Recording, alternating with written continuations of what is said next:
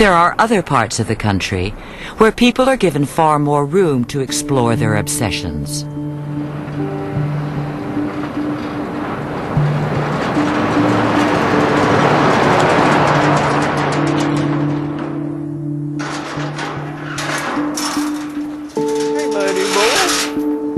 Buddy, what are you doing? Huh?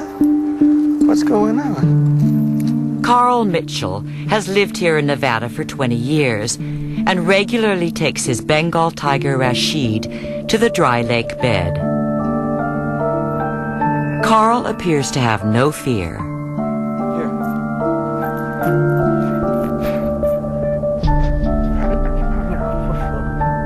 They have that power when they embrace you, when they touch you. That's why I lay down and let them get on top of me and lay under them and let that whole essence and being be there. It's something they want to do.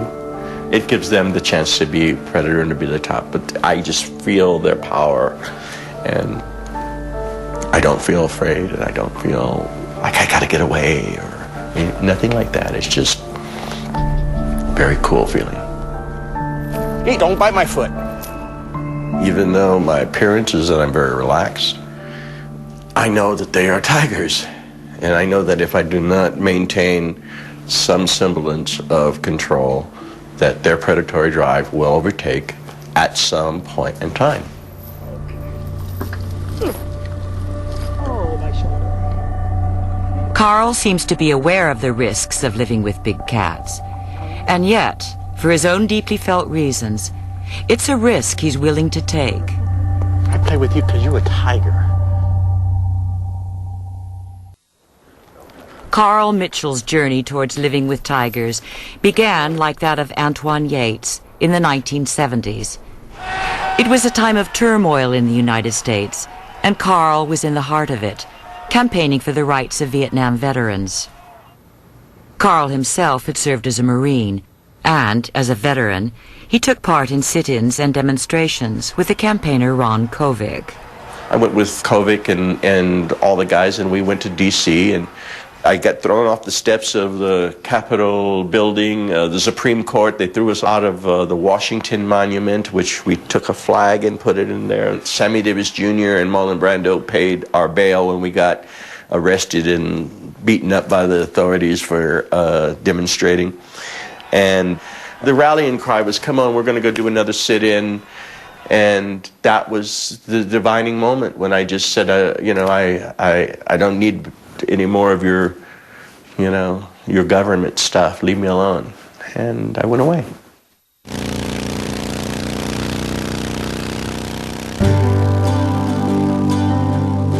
Karl had grown tired of the fight and decided to spend time with his house cat, called Mitten. He had trained it to fetch and respond to commands and behave in a most non-cat-like way. I was like, man, I'm at the beach with my cat, and he's riding on my motorcycle, and I think we're going to go down to the coves. Karl had discovered he had a remarkable skill with animals and an instinctive understanding of how to get them to follow his lead. It quickly got him noticed by the entertainment industry, and soon he had a career in Hollywood. For 20 years he worked in the movies, training everything from elephants to crows and big cats to perform safely on a film set. Eventually, he relocated to Nevada to work on many of the big cat shows in Las Vegas. Working with animals, teaching them to behave in specific ways on a film set or stage, gave him peace of mind. But the terror of his time in Vietnam was always there, haunting him. People just don't understand why you don't answer the phone, or perhaps why you become what they call agoraphobic or paranoid. Anyone who had any issues, if you were, drank a few beers, if you got into a few bar fights, if you cuffed a cop or something like that, they just said, oh, he's a malcontent or he's drunk. And then one day, there's some discussion about why you have these issues, and it becomes apparent that you have traumatic stress. Karl was suffering from post-traumatic stress disorder. The usual treatment for these symptoms is a combination of drugs and therapy. But Karl felt he had the answer in front of him. It began with his memory of the time he spent with Mitten on his return from Vietnam. It just was the sense of comfort that I would get from sitting with my cat and the motorcycle, and it was one of those points in time when I realized that I wasn't hearing sounds and that the tinnitus is tingling and that, you know, the anxiety of who's coming up next and all of those things that you get from being in a stressful combat fighting situation kind of started to leave, and I thought, wow, this is cool. His house cat Mitten had given him the ability to relax and de-stress. We know that, for example, the experience for many veterans with post-traumatic stress is that they describe this uncomfortable feeling of living in their own skin. They literally don't like being in their body. One of the things that having contact with animals does is it shifts that feeling, and in many cases that individual now is no longer concentrating on this physiological discomfort, and now is saying, I feel better when I'm doing this. When he goes behind the door, now's the time. But Karl decided to take contact with his big cats to a different, more extreme level. He chose to get inside the cage with his huge tigers, to give him what he felt was an even more powerful way of treating his illness. Good. Good. Good. Isn't it so odd? They're deadly.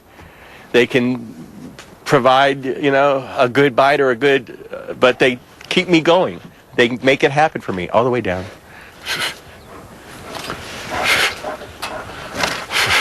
Don't bite it. Don't bite. Be a good boy and don't bite me. Don't bite. Be a good tiger. Easy, easy. Don't grab so hard. And don't grab so hard. I asked you nicely and politely. And I said, if you grab hard, I'm going to punch you in the nose. Didn't I?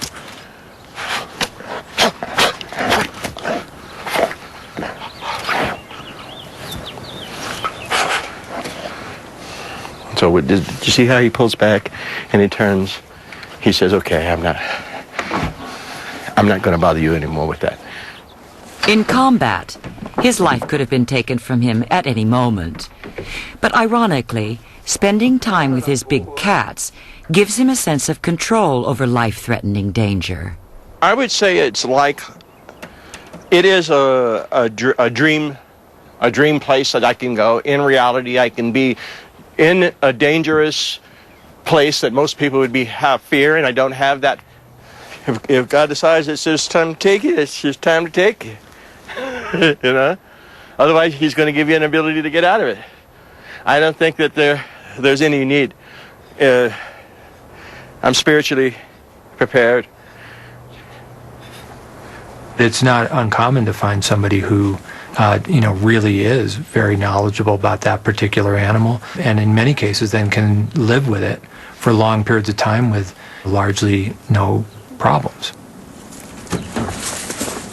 But that doesn't necessarily mean that they are able to predict exactly what wild animals are going to do under all circumstances. Ironically, there are people who cope with the horrors they've witnessed by living close to these powerful, lethal predators.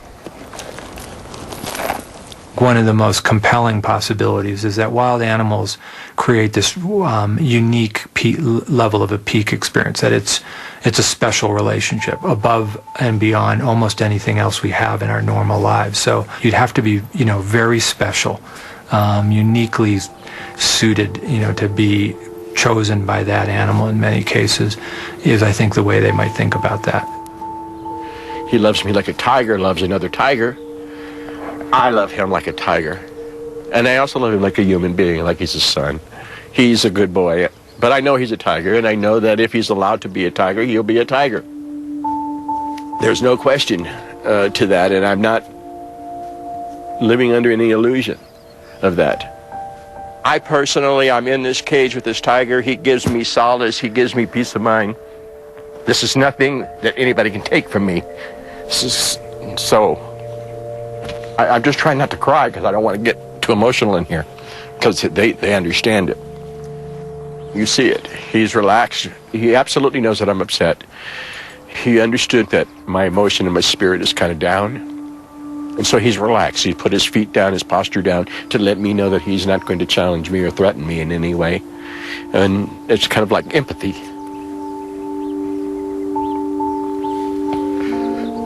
No, I don't know what I would do. I don't know.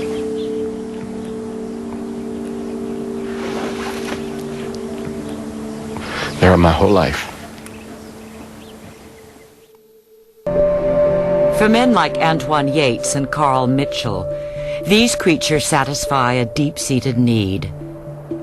And they will put up with any risk for the love they feel these animals provide.